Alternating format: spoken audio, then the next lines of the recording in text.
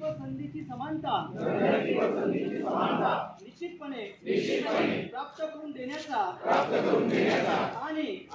या सर्वांमध्ये व्यक्तीची प्रतिष्ठा व राष्ट्राची एकता आणि एकात्मता यांचे आश्वासन देणारी बंधुता प्रवर्धित करण्याचा संकल्पपूर्वक निर्धार करून आमच्या संविधान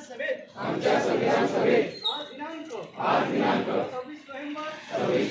1949 रोजी याद्वारे हे संविधान अंगीकृत आणि